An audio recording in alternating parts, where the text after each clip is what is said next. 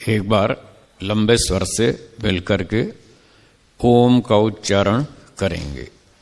मेरे साथ बोलिए ओम।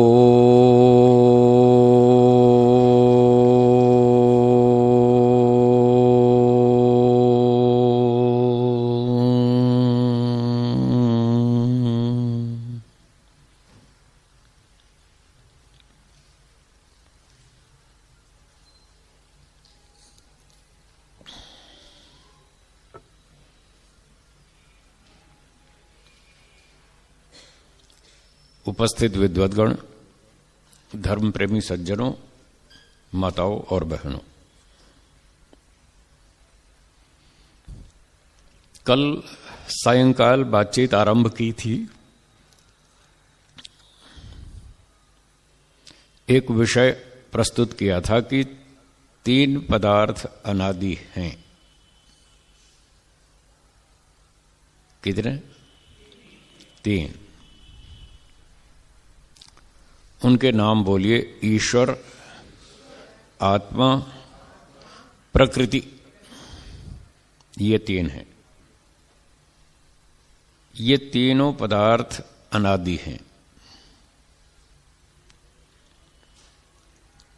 अनादि का अर्थ है जिनका आदि ना हो। क्या अर्थ है? जिनका आदि ना हो। आदि शब्द का अर्थ है उत्पत्ति, रचना, निर्माण। तो अनादि का अर्थ हुआ जिनकी उत्पत्ति कभी नहीं हुई। ऐसी 3 वस्तुएं हैं जिनकी उत्पत्ति कभी नहीं हुई, जो हमेशा से हैं और आगे भी हमेशा रहेंगी।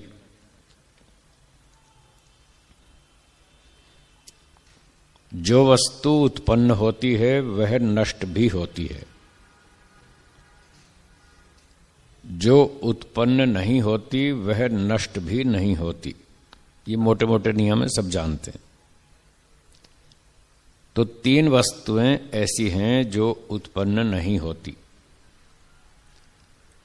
और ये तीनों नष्ट भी नहीं होती। बाकी सब उत्पन्न होती हैं और नष्ट होती हैं।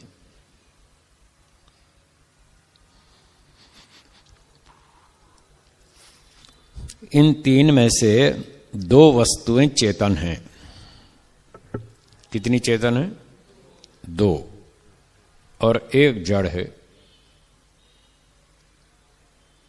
कौन कौन सी चेतन है? ईश्वर और आत्मा, ये दोनों चेतन हैं और जो प्रकृति है वो जड़ है।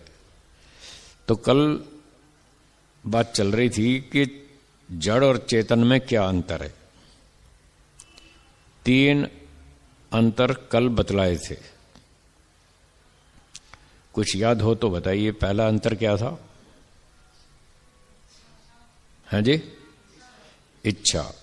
जड़ वस्तु में इच्छा नहीं होती और चेतन में होती है। और दूसरी बात क्या बताई थी? द्वेष। जड़ वस्तु में द्वेष नहीं होता, चेतन में होता है। और तीसरी बात, प्रयत्न। जड़ वस्तु में प्रयत्न नहीं होता और चेतन में होता है। जड़ वस्तु में गति तो होती है, प्रयत्न नहीं होता। जड़ वस्तु में गति होती है, प्रयत्न नहीं होता। गति और प्रयत्न में अंतर है कि गति तो कोई दूसरा भी दे सकता है, धक्का मार के भी चला दे। प्रयत्न का मतलब है स्वयं गति करना, स्वयं चलना। स्वयं चलना और दूसरे को चलाना, ये प्रयत्न गुण है। और किसी दूसरे के धक्के से चलना, वो गति है। एक स्थान से दूसरे स्थान पर आना जाना, ये गति है।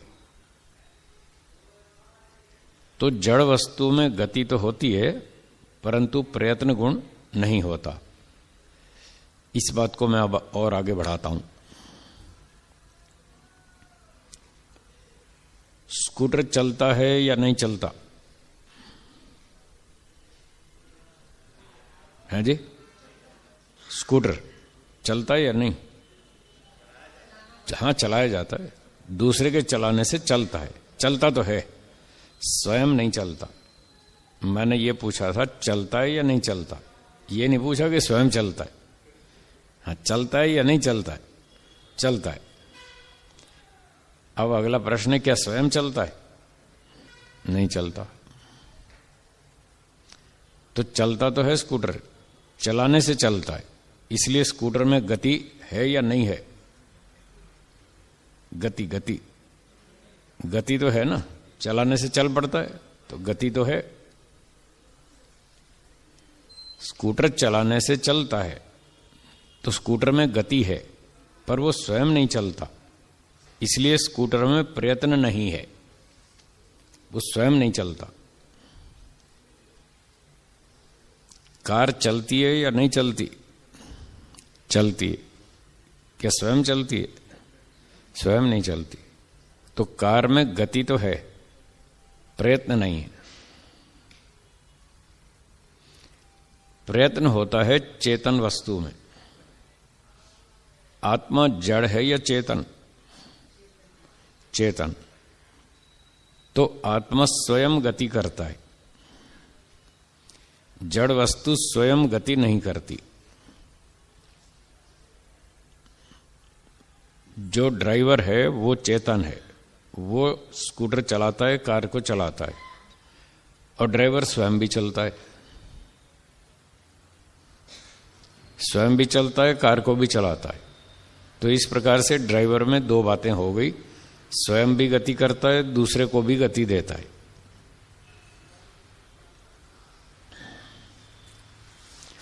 जो कार का ड्राइवर है वो है आत्मा। तो आत्मा में प्रयत्न गुण है। बस भैया, आवाज और नहीं बढ़ाना, अब ठीक है, और नहीं बढ़ाना। आत्मा स्वयं गति करता है और दूसरे पदार्थ को भी गति देता है, वो चेतन है। ईश्वर जड़ है या चेतन? चेतन। तो ईश्वर में प्रयत्न गुण है या नहीं है? है। क्या ईश्वर भी चलता है?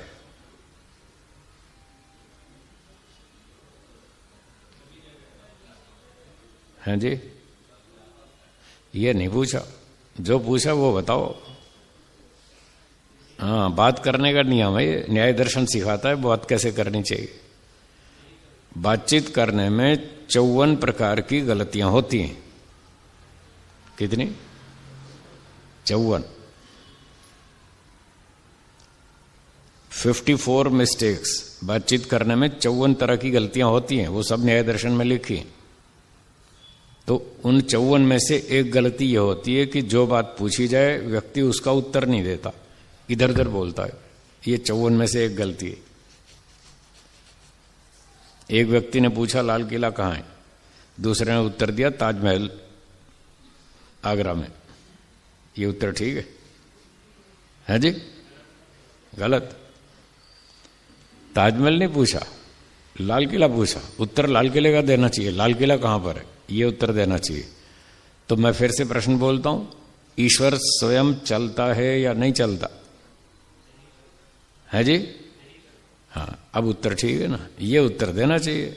चलता है या नहीं चलता? नहीं चलता, बात ठीक होगी। जब ये पूछा जाए क्यों नहीं चलता, तब ये उत्तर देंगे क्योंकि वो सर्वव्यापक है इसलिए नहीं चलता। तब ये तो अगले प्रश्न का उत्तर है, इसका नहीं है। तो अब सार क्या निकला? ईश्वर चलता है या नहीं चलता? नहीं चलता। क्यों नहीं चलता? क्योंकि वो सर्वव्यापक है। तो जब ईश्वर चलता ही नहीं तो फिर प्रयत्न गुण कहां हुआ? तो दो प्रकार का प्रयत्न भी बताया था, स्वयं चलना और दूसरे को चलाना। जैसे ड्राइवर कार को चलाता है, चेतन वस्तु जड़ वस्तु को चलाती है, तो ये जो चलाने वाला काम है ये भी प्रयत्न गुण है। दो प्रकार का प्रयत्न है, स्वयं चलना और दूसरे को चलाना। ईश्वर स्वयं तो नहीं चलता क्योंकि वो सर्वव्यापक है, उसको चलने के लिए जगह नहीं है। जो एकदेशी वस्तु होती है, एक स्थान पर है दूसरे स्थान पर नहीं है, वो तो चलती है, आती है और जाती है, कभी इधर कभी इधर, क्योंकि वो एक जगह है दूसरी जगह नहीं है, इसलिए वो आती है और जाती है, वो स्वयं गति करती है। ईश्वर स्वयं गति नहीं करता क्योंकि वो सर्वव्यापक है, पहले से सब जगह पर है।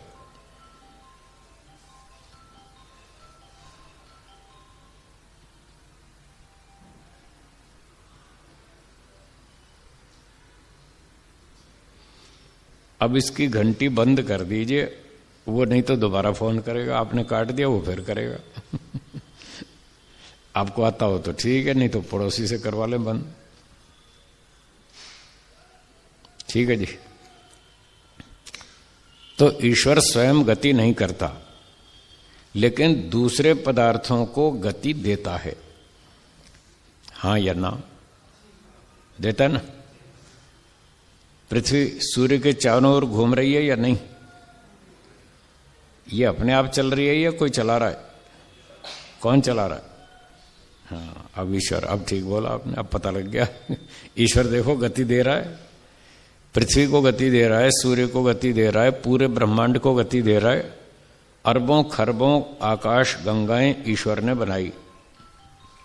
मैंने पहले ही कहा था वो दोबारा करेगा। अब इनकी घंटी बंद करो जी,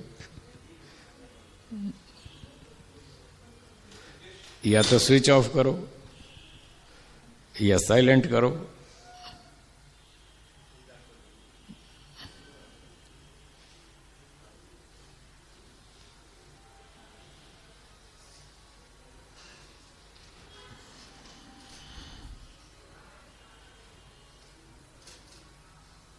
तो ईश्वर ने अरबों खरबों आकाश गंगाएं बनाई। प्रत्येक आकाश गंगा में अरबों खरबों सूर्य बनाए, उनके अपने अपने सौरमंडल बनाए, सौर परिवार बनाए, और ये सारे के सारे घूम रहे, सबके सब गतिशील हैं। इनको सबको कौन चलाता है? ईश्वर चलाता है। तो ईश्वर स्वयं नहीं चलता, दूसरे पदार्थों को चलाता है।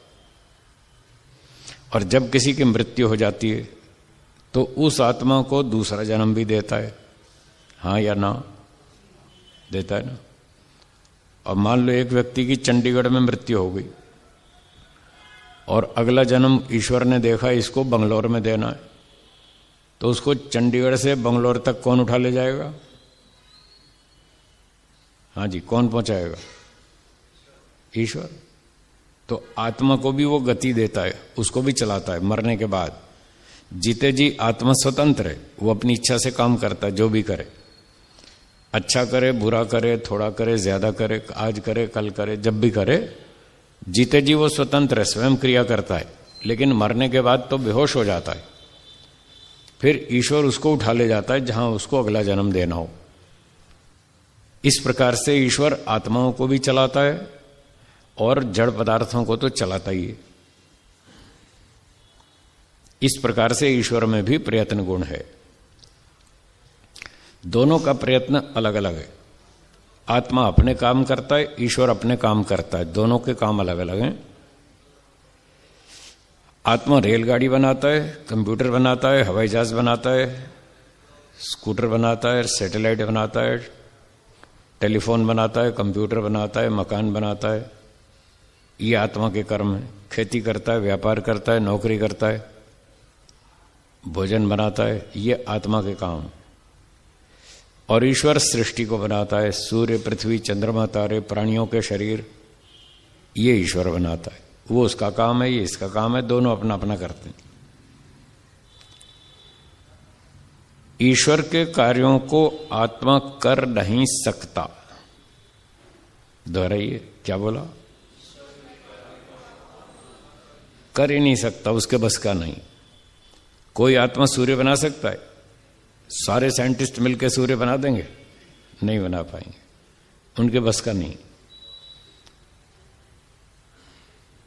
सारे आत्मा मिलकर के एक गधे का शरीर बना देंगे?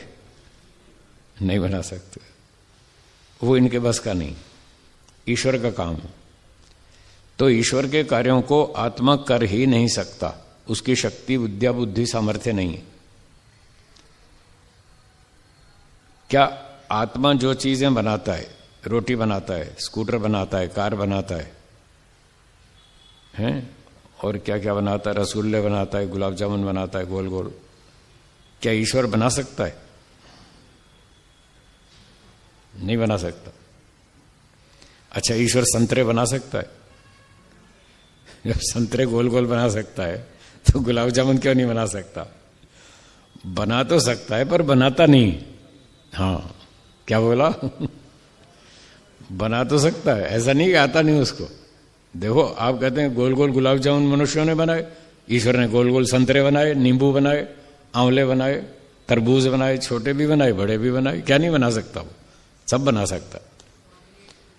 बना तो सकता है पर बनाता नहीं है, वो अपना काम करता है। कुछ काम मनुष्यों के हवाले कर रखा है, ये तुम्हें करना है, कुछ मैं करूंगा, कुछ तुम करो।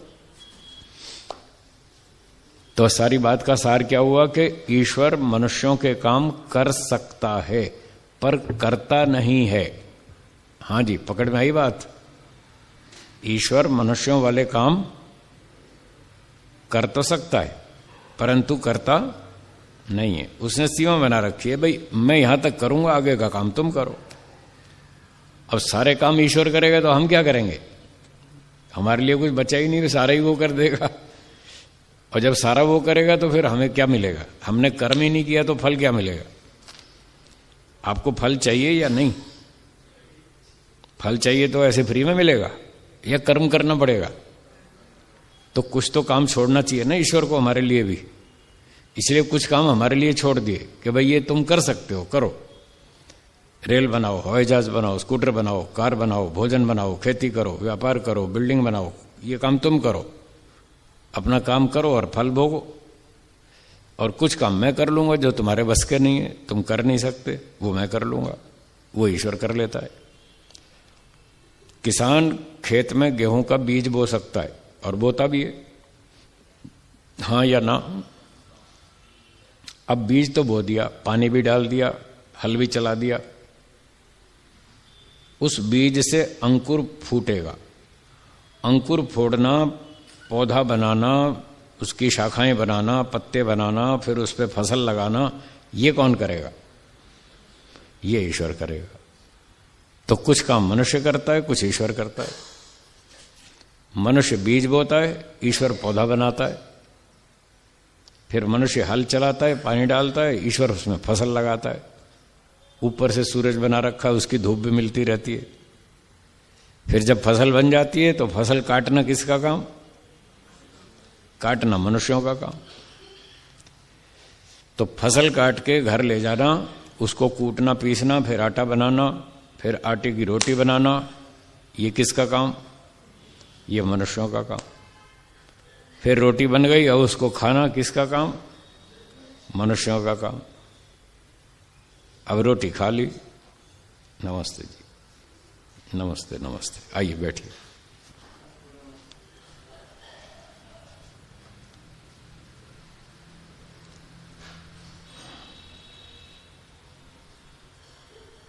रोटी खा तो ली,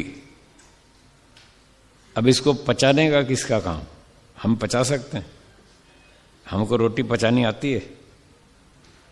आती है या नहीं? नहीं आती। ये कौन करता है? ये ईश्वर करता है। रोटी को पचाना, उसकी 7 धातुएं बनाना आगे के काम है। आयुर्वेद में लिखा है हम जो भोजन खाते हैं उसकी 7 धातुएं बनती हैं, 7 वस्तुएं निर्मित होती हैं शरीर में। रस, रक्त, मांस, मेद, मज्जा, अस्थि, वीर्य, ये 7 धातुएं कौन बनाता है? ये ईश्वर बनाता है। तो कुछ काम हमारा है, कुछ उसका है। हम अपना करते हैं, वो अपना करता है। दोनों में प्रयत्न गुण है। ठीक हो गया? तो अब सार क्या निकला? प्रकृति जड़ है या चेतन? प्रकृति जड़ है। आत्मा जड़ है या चेतन? चेतन। ईश्वर जड़ है या चेतन? चेतन। तो 3 पहचान हो गई। चौथी पहचान है जड़ चेतन की, जड़ वस्तु सुखी नहीं होती, अर्थात सुख का अनुभव नहीं करती। बोलिए, चेतन वस्तु सुख का अनुभव करती है, ये पहचान। आपको अच्छा भोजन मिल जाए, अच्छा बिस्तर मिल जाए, साफ सुथरा कमरा मिल जाए, धुले हुए कपड़े मिल जाएं, तो आपको सुख का अनुभव होता है या नहीं? होता है। और किसी थाली में बहुत अच्छा स्वादिष्ट भोजन रख दें थाली कटोरी में, क्या थाली कटोरी खुश हो जाती है? हैं? वो नहीं होती। क्यों नहीं होती? वो जड़ है। तो जड़ वस्तु सुख का अनुभव नहीं करती। वही अच्छा स्वादिष्ट बढ़िया भोजन पका हुआ थाली कटोरी में रखेंगे तो वो खुश नहीं होगी, हम खाएंगे तो हो जाएंगे। हम चेतन हैं, हम सुख का अनुभव करते हैं। अच्छा भोजन मिले तो, अच्छी सुविधा मिले तो खुश सुखी हो जाते हैं। तो जड़ वस्तु सुखी नहीं होती, आत्मा चेतन है, वो सुखी होता है। अब ईश्वर की बात विचार कर लें, क्या ईश्वर भी सुखी होता है? सुख का अनुभव करता है या नहीं?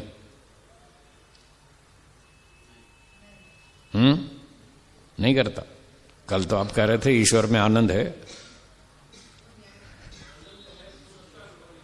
हैं जी?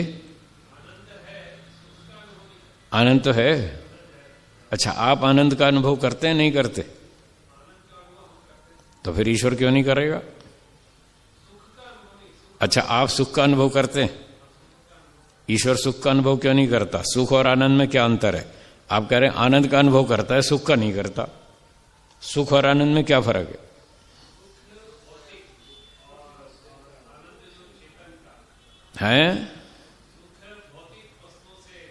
अच्छा, सुख की परिभाषा बताइए। सुख किसे कहते हैं?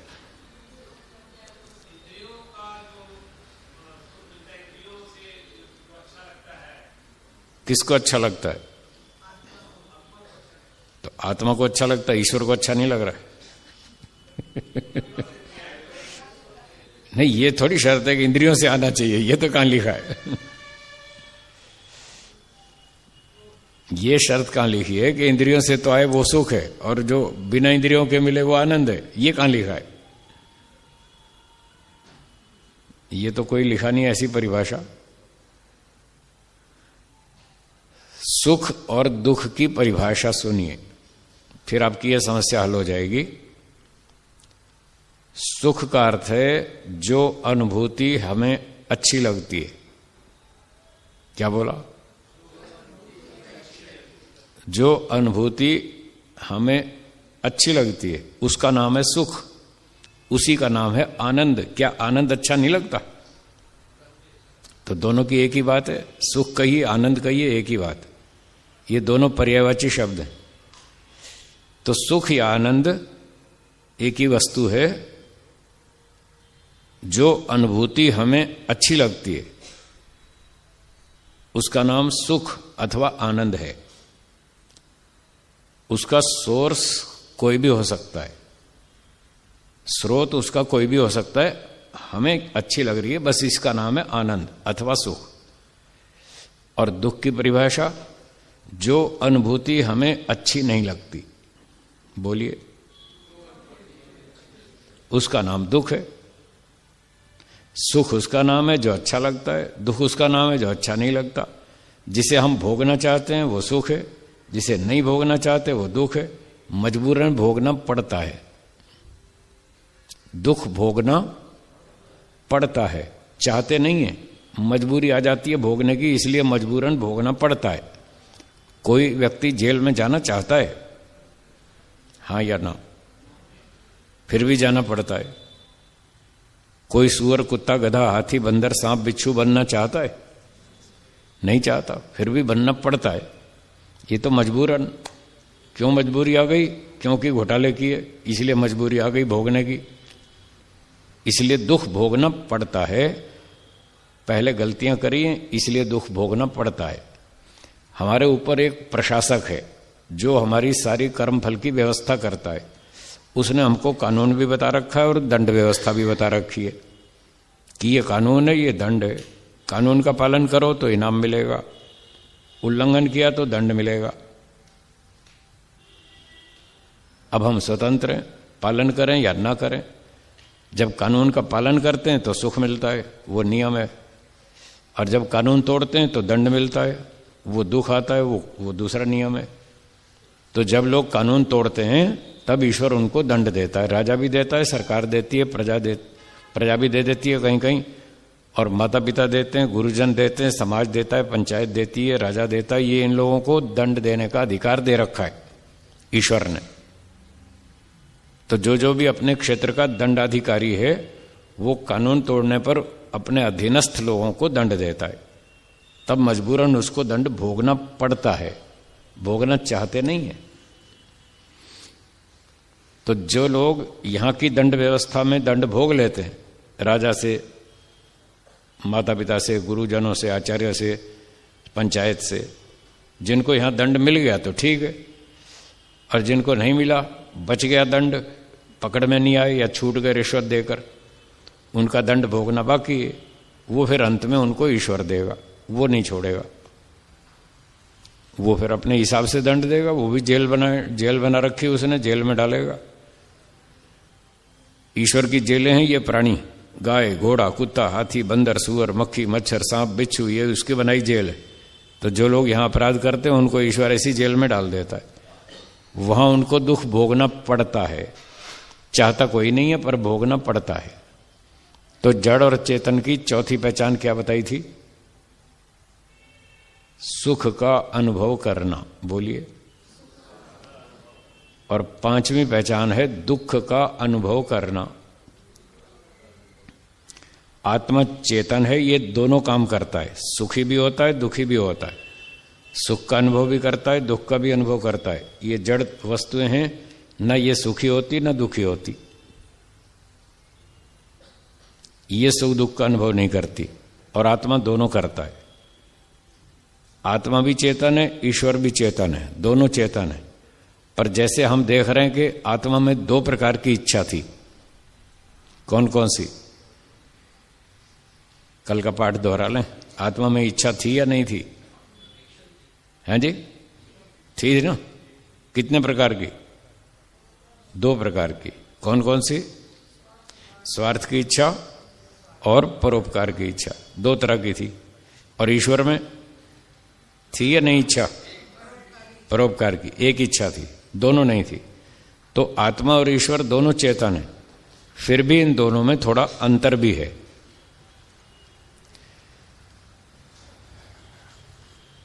आत्मा में दो प्रकार की इच्छा है, ईश्वर में एक प्रकार की इच्छा है, जबकि दोनों चेतन है। ऐसे ही चौथा लक्षण जो बताया था, चेतन और जड़ में, जड़ वस्तु सुख का अनुभव नहीं करती और चेतन वस्तु सुख का अनुभव करती है। तो आत्मा भी सुख का अनुभव करता है, ईश्वर भी सुख का अनुभव करता है। उसको आप सुख कहें या आनंद कहें, एक ही बात है। ऋषि लोग सुख और आनंद को पर्यायवाची शब्द मानते हैं।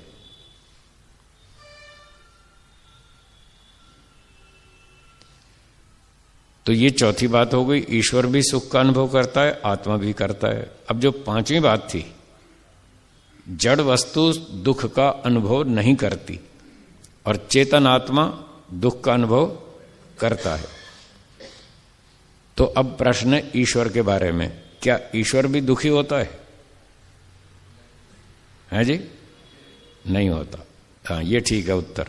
ईश्वर चेतन है, फिर भी वो दुख का अनुभव नहीं करता। ये आत्मा और ईश्वर में अंतर है। कुछ कुछ अंतर भी है, कुछ कुछ समानता भी है। दो चीजों में जब आप उनका अध्ययन करेंगे, तुलनात्मक अध्ययन करेंगे, तो दो में कुछ ना कुछ समानता होगी, कुछ ना कुछ अंतर भी होगा। जब आप दोनों चीजें देखेंगे, समानता भी और अंतर भी, तो आपको वस्तु ठीक समझ में आएगी। यदि केवल समानता को देखेंगे और अंतर पे ध्यान नहीं देंगे तो आप भटक जाएंगे, फिर आपको वस्तु ठीक समझ में नहीं आएगी। इसलिए दोनों चीज देखनी चाहिए। ईश्वर और जीव में यह समानता है कि दोनों चेतन है, दोनों में इच्छा है, दोनों में द्वेष है, दोनों में प्रयत्न है, फिर भी उसमें कुछ कुछ अंतर भी है। तो इसी प्रकार से जीवात्मा भी सुखी होता है, ईश्वर भी सुखी होता है, दोनों में ये समानता है। परंतु अंतर क्या है? ईश्वर अपने आनंद से आनंदित रहता है। क्या बोला? हाँ, वो बाहर से आनंद नहीं लेता, उसके पास अपना है, ओरिजिनल, स्वाभाविक। उसको बाह्य पदार्थ का आनंद नहीं चाहिए। ईश्वर के पास जो आनंद है वो स्वाभाविक है, उसका अपना है और इतना ऊंची क्वालिटी का है। हाँ सुधीर जी, अब ध्यान से सुनिएगा। ईश्वर का जो आप आनंद कह रहे थे और ये कह रहे थे कि ईश्वर आनंद का अनुभव तो करता है, सुख का नहीं करता, उस बात को इस तरह से समझना चाहिए। ईश्वर का आनंद बहुत ऊंची क्वालिटी का है, प्रकृति का आनंद बहुत घटिया क्वालिटी का है, ये फर्क है। पर शब्द की दृष्टि से दोनों को आनंद कहेंगे, दोनों को सुख कहेंगे, ऐसा ऋषि लोग मानते हैं। प्रकृति में भी सुख है, ईश्वर में भी सुख है, दोनों में है, परंतु प्रकृति अपने सुख का अनुभव नहीं करती। क्यों नहीं करती? वो जड़ है, सुख है उसमें, पर वो बेचारी जानती नहीं कि मेरे अंदर सुख है, वो जानती नहीं, जड़ है। एक दिन दिल्ली में किसी ने पूछा, गुरुजी ये बड़ी अजीब बात है, सुख प्रकृति में और वो जानती नहीं। मैंने कहा हाँ, इसमें क्या दिक्कत है? बोले ये बात जच नहीं रही। मैंने कहा अच्छा ये बताओ, ये कपड़ा कौन से रंग का है? केसरी मान लो, पीला केसरी, गेरुआ, पीला, केसरी, कोई भी रंग बोलिए आप। ये रंग कपड़े का है या इसको देखने वाले व्यक्ति का रंग है? क्या कपड़ा जानता है मुझ में कौन सा रंग है? अब देखो, उसमें रंग है और वो नहीं जानता। ये उदाहरण है प्रत्यक्ष। कपड़े में रंग है, ये रंग उस कपड़े का गुण है और कपड़ा नहीं जानता। मिठाई में स्वाद है या नहीं है? क्या मिठाई अपने स्वाद को जानती है? देख लो, है ना विचित्र बात। मिठाई में स्वाद है पर मिठाई नहीं जानती, मिठाई में सुख है पर मिठाई नहीं जानती, कपड़े में रंग है वो नहीं जानता, जड़ है। इसलिए आत्मा चेतन है, वो कपड़े के रंग को आत्मा जानता है क्योंकि वो चेतन है। चेतन में ये क्षमता होती है, वो जानता है। जड़ में ये क्षमता नहीं होती। ये छठी पहचान है, अभी आगे आने वाली है। तो सुख किस में है? प्रकृति में। और प्रकृति अपने सुख को नहीं जानती क्योंकि वो जड़ है, और आत्मा चेतन है, वो प्रकृति के सुख को जानता है, प्रकृति के रूप को जानता है, रंग को जानता है, आकार को जानता है, कलर को जानता है, डिजाइन को जानता है। रूप, रस, गंध, शब्द, स्पर्श, ये पांचों गुण प्रकृति के हैं और इनमें से प्रकृति एक को भी नहीं समझ रही क्योंकि वो जड़ है। आत्मा चेतन है, वो सब समझता है। जब प्रकृति के लाल, पीले, नीले, काले रूप को वो जानता है तो प्रकृति के सुख को भी अनुभव करता है। इसी तरह प्रकृति में दुख भी है। जब आप तेज मिर्ची खाएंगे तो क्या होगा? दुख होगा, हाँ या ना? तेज मिर्ची, मसाले, तीखे पदार्थ खाएंगे तो आपको दुख होगा। ये दुख कहां से आ रहा है? प्रकृति में से, मिर्ची मसाले में से आ रहा है। तो प्रकृति में सुख भी है, दुख भी है, पर वो जड़ होने से जानती नहीं है। आत्मा चेतन है, वो प्रकृति से सुख भी भोगता है, दुख भी भोगता है। ईश्वर कुछ नहीं भोगता, न वो सुख भोगता है प्रकृति का, न दुख भोगता है, वो कुछ नहीं भोगता। वो सिर्फ आनंद में रहता है, उसका अपना आनंद है, स्वाभाविक आनंद है, दूसरे की ओर मुंह उठा के नहीं देखता। और आत्मा सारा दिन ढूंढता रहता है सुख कहां मिलेगा, हाँ या ना? आत्मा 24 घंटे ढूंढता रहता है मुझे सुख कहां से मिलेगा। उसके पास है नहीं, अपने पास होता तो वो भी भटकता नहीं दुनिया में। ईश्वर के पास अपना सुख है, वो भटकता नहीं। आत्मा के पास नहीं है, इसलिए वो सारा दिन ढूंढता रहता है सुख कहां मिलेगा, सुख कहां मिलेगा। खाने में, पीने में, घूमने में, फिरने में, देखने में, सुनने में, वो इन चीजों में ढूंढता रहता है।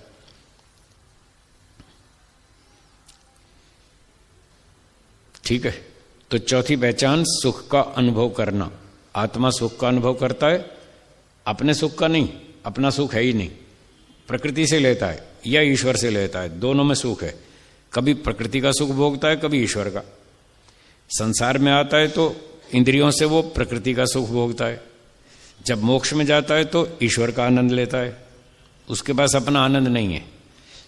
और पांचवी पहचान क्या थी? दुख का अनुभव करना। वो प्रकृति में से दुख का अनुभव करता है, आत्मा में अपना दुख भी नहीं है, न सुख है न दुख, दोनों में से कुछ भी नहीं है आत्मा के पास। क्यों नहीं है?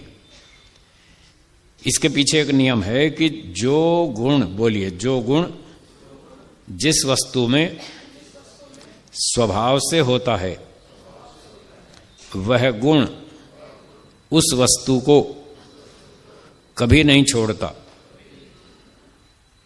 जैसे गर्मी अग्नि का स्वाभाविक गुण है, ये उदाहरण है। गर्मी अग्नि में है या नहीं है? उसकी अपनी है या बाहर से उधार लेती है? अपनी है। क्या गर्मी अग्नि को छोड़ देगी? कभी नहीं छोड़ेगी, उसका अपना गुण है स्वाभाविक। तो नियम है कि जो जिस पदार्थ का अपना गुण होता है, स्वाभाविक गुण होता है, वो उस पदार्थ को कभी नहीं छोड़ता। इसी तरह से ईश्वर में आनंद है, वो उसका अपना है या बाहर से लेता है? अपना है, इसलिए वो 24 घंटे आनंद में रहता है, हमेशा आनंदित रहता है, हमेशा सुखी रहता है, और उसकी क्वालिटी बहुत ऊंची है सुख की। इसलिए वेदों में लिखा है रसेन तृप्तः, आनंद से तृप्त है, 100% पूरा आनंदित है। न कुतश्चनो न, कोई कमी नहीं उसमें, किसी भी चीज की नहीं है, आनंद की भी कमी नहीं, ज्ञान की, बल की, न्याय की, दया की, सेवा की, हजारों गुण है ईश्वर में, एक भी कमी नहीं है। पर जीवात्मा में अपना आनंद नहीं है।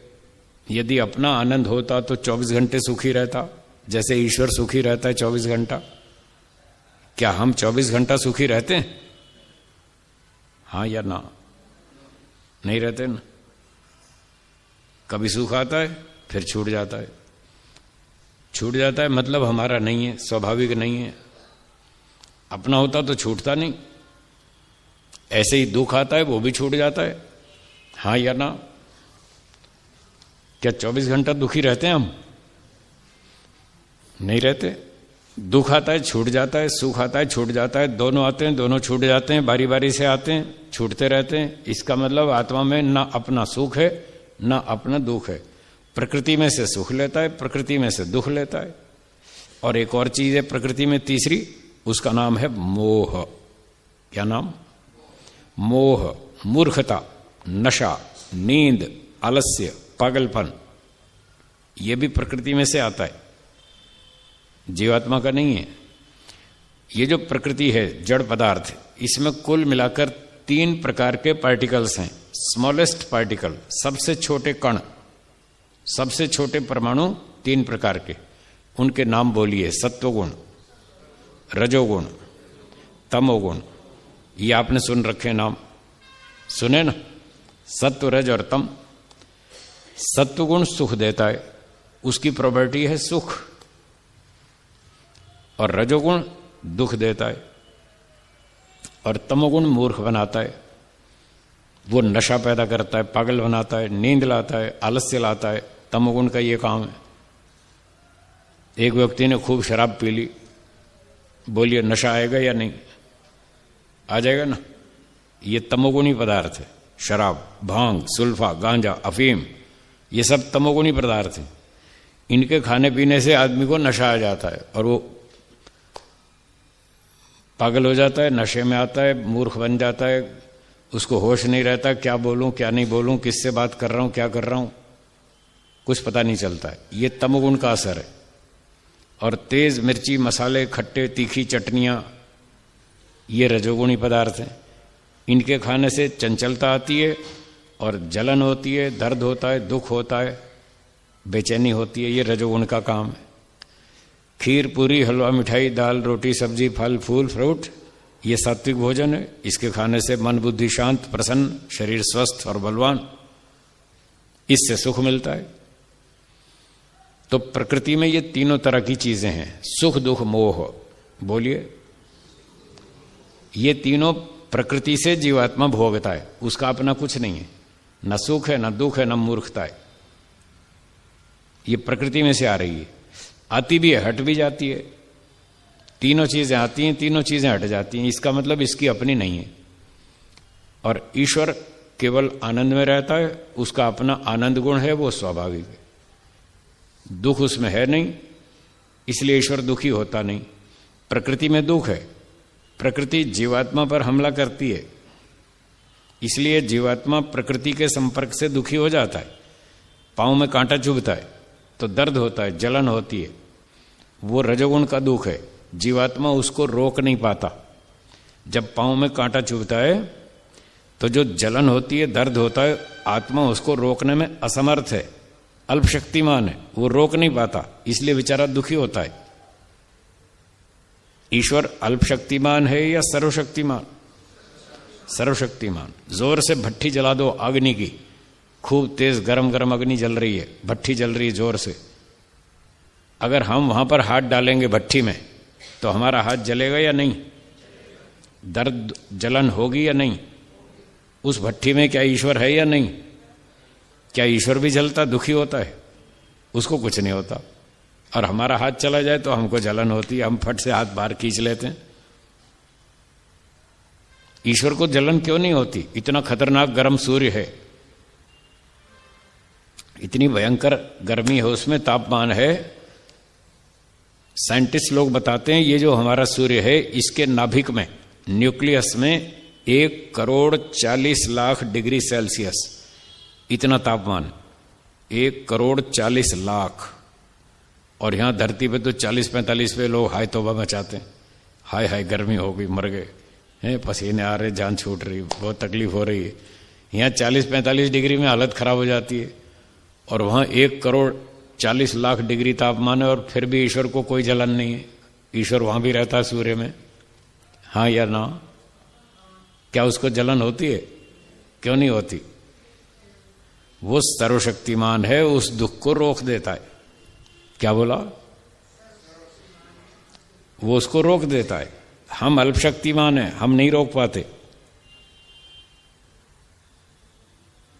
इसलिए हमको दुख भोगना पड़ता है, और उसको भोगना नहीं पड़ता, वो रोक देता है, नहीं चाहिए।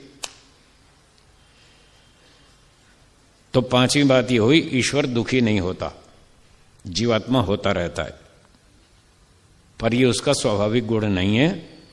जब दुख का कारण उपस्थित होगा तो दुख हो जाएगा, सुख का कारण उपस्थित होगा तो सुख हो जाएगा, और नशे का, पागलपन का कारण उपस्थित हुआ तो नशा और पागलपन हो जाएगा।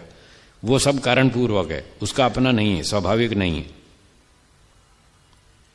अब छठी पहचान है चेतन और जड़ वस्तु में ज्ञान। हाँ जी, छठी पहचान क्या है? ज्ञान गुण। जड़ वस्तु में ज्ञान नहीं होता, जो हम अभी बात कर रहे थे। इस शॉल का रंग है, पर यह शॉल इस रंग को नहीं जानती, इसमें ज्ञान नहीं है। और आत्मा चेतन है, उसमें ज्ञान है, वो अपने बारे में भी समझता है, दूसरे पदार्थ के बारे में भी समझता है, जानता है, नई नई बात सीखता रहता है, उसमें ज्ञान गुण है। जो सोचता है, विचार करता है, देखता है, सुनता है, समझता है, अनुभव करता है, ये ज्ञान गुण है। तो आत्मा में ज्ञान गुण है, इसलिए वो चेतन है। प्रकृति में कोई ज्ञान नहीं है, वो जड़ है। अब बच्चे स्कूल जाते हैं, रोज 2, 4, 5, 6 घंटा स्कूल में रहते हैं, टीचर्स उनको पढ़ाते हैं, और वो 5-6 घंटे में बहुत कुछ सीख कर आते हैं रोज। 1 घंटा भी आप किसी एक टीचर के पास बैठेंगे, वो बताएगा तो आपको बहुत कुछ जानने को मिलेगा, हाँ या ना? तो आप चेतन हैं, आप आत्मा हैं, इसलिए आत्मा चेतन होने से वो नई नई बातें सीखता रहता है, और जिन बातों को वो दोहराता रहता है वो बातें याद रहती हैं। जिनको दोहराना छोड़ देता है वो बातें भूल जाती हैं, खत्म हो जाती हैं। आपने स्कूल में बचपन में जो पढ़ाई की थी, दूसरी, तीसरी, चौथी, पांचवी कक्षा में जो सिलेबस पढ़ा था, उसमें से कुछ याद है या भूल गए? हैं जी? कुछ कुछ याद है। 5 का पहाड़ा याद है, वो रोज काम आता है ना, इसलिए वो रिपीट होता रहता है, इसलिए याद है। 5 का, 6 का, 8 का, 10 का, 12, 14, 15, 20 तक तो याद होंगे, क्योंकि वो काम आते रहते हैं। अब 27 का याद नहीं रहेगा, हैं? 24 का याद नहीं रहेगा, क्योंकि वो काम में नहीं आता, रिपीट नहीं होता, इसलिए भूल जाते हैं। 29 का याद नहीं रहेगा, 28 का याद नहीं रहेगा, क्योंकि वो काम नहीं आता। 33 का याद नहीं रहेगा, बचपन में याद किया था, अब भूल भाल गए। लेकिन 20 तक के तो याद है। 15 एकम 15, 15 दूनी 30, 15 तिये 45, 15 चौक 60, वो काम आता रहता है, इसलिए याद रहता है। तो ये ज्ञान गुण है जीवात्मा में, ये ज्ञान है। ये ज्ञान भी 2 प्रकार का है। कितने प्रकार का? 2 प्रकार का। एक स्वाभाविक, दूसरा नैमित्तिक। पहला कौन सा? स्वाभाविक। और दूसरा नैमित्तिक। स्वाभाविक मतलब जो सदा से अपना है, स्वभाव से है, वो स्वाभाविक। नैमित्तिक जो दूसरे निमित्त से प्राप्त हुआ, दूसरे कारण से, कहीं अन्य पदार्थ से हमको प्राप्त हुआ, वो नैमित्तिक ज्ञान है। जीवात्मा में दोनों प्रकार का ज्ञान है, स्वाभाविक भी है, नैमित्तिक भी है।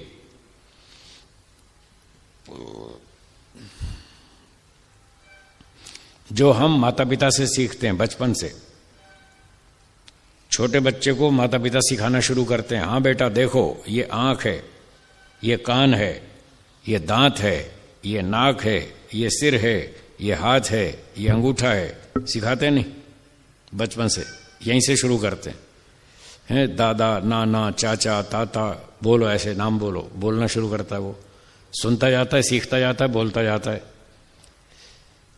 तो ये जो माता पिता से हम सीखते हैं, स्कूल में गुरुजनों से सीखते हैं, कॉलेज में सीखते हैं, गुरुकुल में सीखते हैं, विद्वानों से सीखते हैं।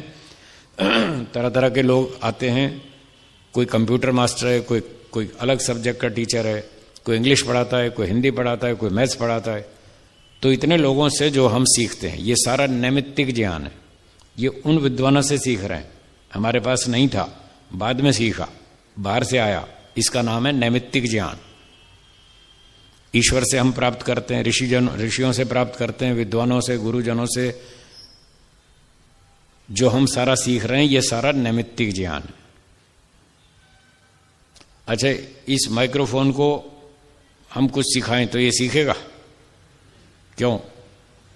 ये जड़ है, ये नहीं सीखता है। कल से मैं बोल रहा हूं, बहुत सी बातें मैंने बोली, आपके पास पहुंची, इस माइक्रोफोन से होकर के पहुंची। आपने सीखी या नहीं सीखी? सीखी ना। इसने एक अक्षर भी नहीं सीखा। आप चेतन है, ये जड़ है। चेतन वस्तु सीखती है, जड़ वस्तु नहीं सीखती। अब कितने ही लोग आते हैं इस माइक पर, कितने ही प्रवचन होते हैं, पर ये एक अक्षर भी नहीं सीखता। प्रकृति जड़ है या चेतन है जी? जड़। ईश्वर जड़ है या चेतन? चेतन। ईश्वर में ज्ञान है या नहीं है? अपना स्वाभाविक है या नैमित्तिक है? स्वाभाविक है। थोड़ा या पूरा?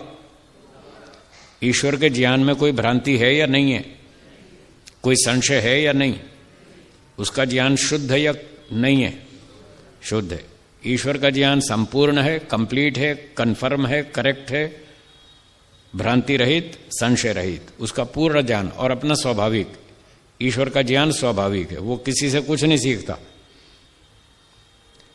उस सर्वज्ञ ईश्वर के साथ ये इतनी लंबी चौड़ी प्रकृति उसके साथ रहती है या नहीं रहती? रहती है। अच्छा, बच्चे माता पिता के पास रहते हैं और रोज नई नई बात सीखते हैं, और ये प्रकृति सर्वज्ञ ईश्वर के पास रहती है, करोड़ों साल के अनादिकाल से रह रही है। क्या प्रकृति ने कुछ सीखा? कुछ नहीं सीखा आज तक। असंख्य वर्ष बीत गए, अनादिकाल से प्रकृति सर्वज्ञ परमात्मा के साथ रहती है, एक भी अक्षर नहीं सीखा। क्यों नहीं सीखा? क्योंकि ये जड़ है। जड़ का मतलब है जिसमें स्वाभाविक ज्ञान ना हो। हाँ जी, क्या बोला? प्रकृति में स्वाभाविक ज्ञान नहीं है, इसलिए कुछ नहीं सीखती। आत्मा सीखता है। क्यों सीखता है? उसमें स्वाभाविक ज्ञान है, इसलिए सीखता है वो। ये दोनों में अंतर है। इसलिए आत्मा चेतन है, उसमें कुछ थोड़ा सा स्वाभाविक ज्ञान है, जिसके कारण वो नैमित्तिक ज्ञान को प्राप्त कर लेता है।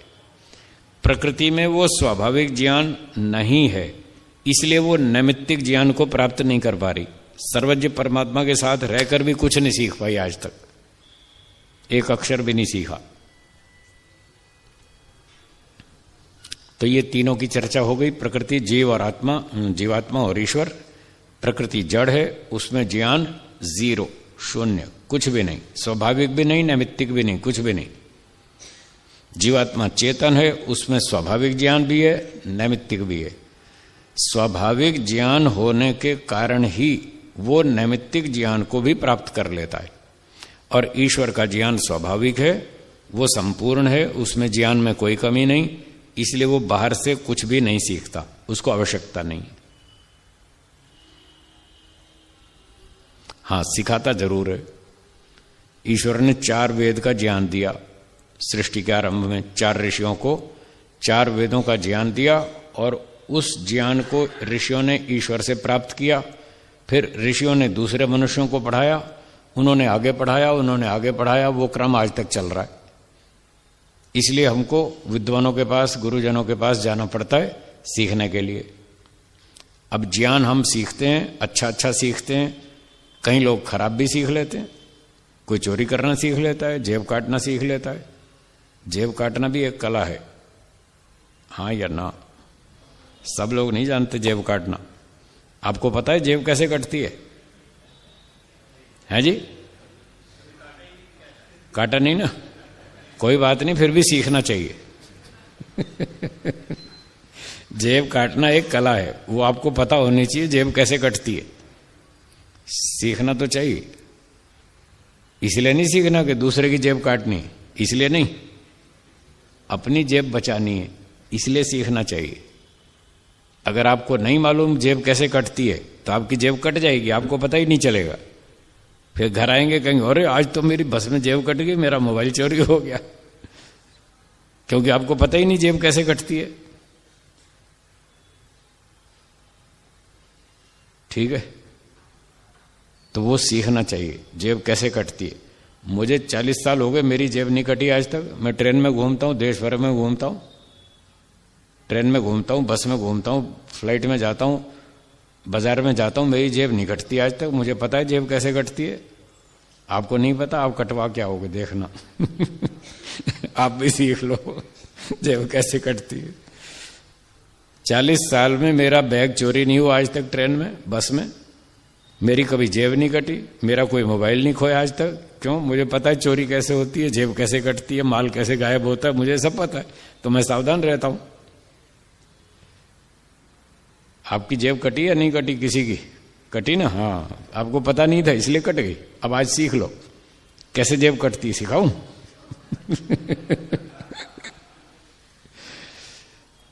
तो जेब बचानी हो तो भीड़ से दूर रहना, पहली बात।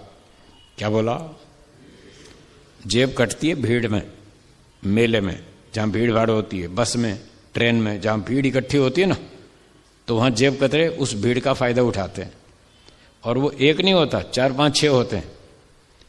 जिस पर शंका हो जाए कि इसकी जेब में माल है, कुछ पैसा वैसा है, कुछ माल है, तो वो सारे इकट्ठे होकर उसको घेर लेते हैं और चारों ओर से खूब दबाते हैं, प्रेशर मारते हैं, ऐसे जैसे भी भीड़ बहुत है, क्या करें, बहाना करते हैं भीड़ का, और वो उसको जानबूझ के दबाते हैं जिसका जेब काटनी हो। और फिर उसको जोर से दबाते हैं, जब दबाते हैं चारों ओर से, तो वो बेचारे का ध्यान इधर उधर हो जाता है। भीड़ से बचने के चक्कर में उसका ध्यान इधर उधर होता है, उन 6 में से एक आदमी जेब काट लेता है, वो सामान निकाल लेता है, और जो निकाल लेता है वो दूसरे को पास ऑन करता है, अपने पास नहीं रखता है। उनका पूरा गैंग होता है, वो दूसरे को देता है, दूसरा तीसरे को देता है, चौथा बस से उतर जाता है। अब तुम ढूंढते रहो, माल तो गया। फिर उसको पता लगता है अरे मेरी तो जेब कट गई, इसकी तलाशी लो बस की। अब लेते रहो तलाशी, माल तो मिलेगा नहीं, जिसने माल लिया वो तो उतर गया। मोड़ पे आते ही उतर जाता है फटाफट, बस को ले जाओ थाने में, पूरी चेकिंग कर लो, माल मिलेगा नहीं। ऐसी जेब काटी जाती। सामान की चोरी ऐसे होती है, आप स्टेशन पर खड़े हैं और दो आदमी बात कर रहे हैं, बैग यहां रखा है, वो बात इधर कर रहे हैं, पीछे से आएगा माल, पीछे से गायब। तो बस में लिखा है कि नहीं अपने सामान की सुरक्षा यात्री स्वयं करें, लिखा है या नहीं? लिखा है ना। तो आपकी जिम्मेदारी, आपको अपने सामान की रक्षा स्वयं करनी। जब भी रेलवे स्टेशन पर खड़े हों जहां पर भीड़ भाड़ ज्यादा होती है, दिल्ली, बंबई आदि आदि ऐसे नगरों में, तो वहां जेब कतरे, सामान चोर बहुत होते हैं। और वो बस यही नजर रखते हैं भी किसका माल रखा है, कहाँ रखा है, किसकी नजर कहाँ है। इसकी नजर इधर हुई और पीछे से माल गायब।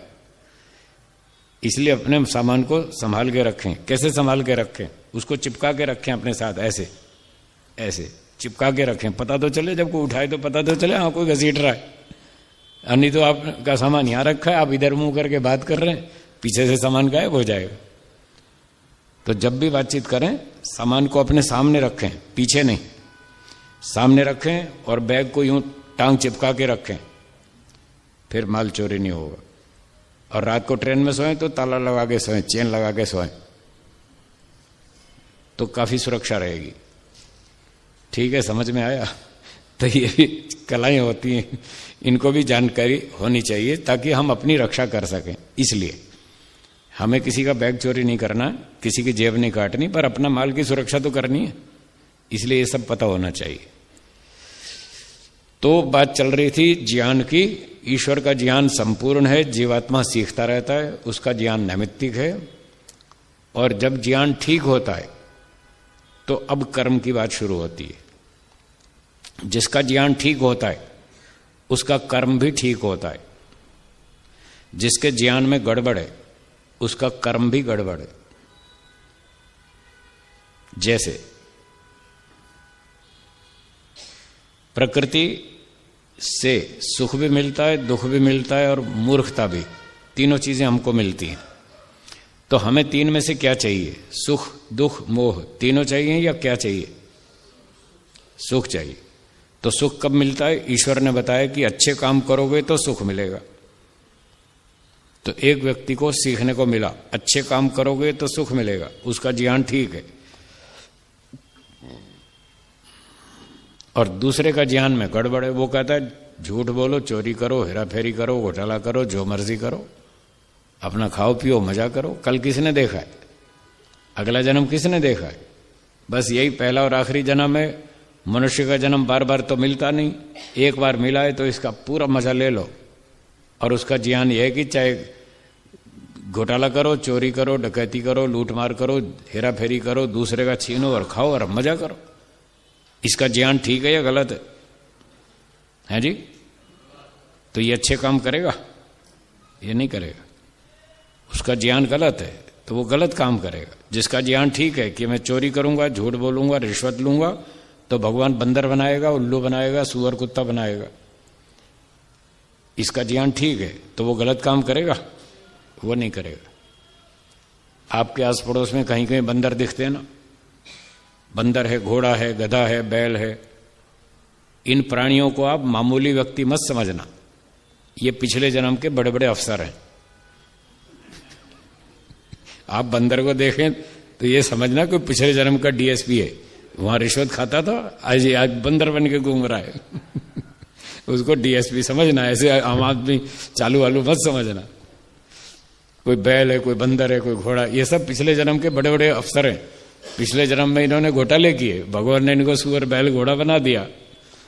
अब आप समझते हैं तो ऐसे ही बेकार से। हाँ, इस जन्म में तो बेकार हैं, पर पिछले जन्म के अफसर हैं ये लोग। वहां घोटाले किए, आज दंड भोग रहे हैं। तो इन प्राणियों को देखकर हम सीख सकते हैं कि हमने भी घोटाले किए तो हम भी ऐसे बन जाएंगे, बना दिए जाएंगे। ईश्वर हमको ऐसे ही बंदर, सुअर, कुत्ता, घोड़ा, हाथी, वृक्ष, वनस्पति बनाएगा। तो इन प्राणियों को देखकर हमें सीखना है कि हम बुरे काम नहीं करेंगे। तो जिसका ज्ञान ठीक है वो अच्छा काम करेगा, जिसके ज्ञान में गड़बड़ है वो घोटाला करेगा। ठीक है जी। तो जड़ चेतन का अंतर समझ में आ गया। प्रकृति, आत्मा और ईश्वर कुछ कुछ समझ में आ गया, बाकी तो बहुत लंबी बातें हैं, बाकी फिर आगे बताते रहेंगे।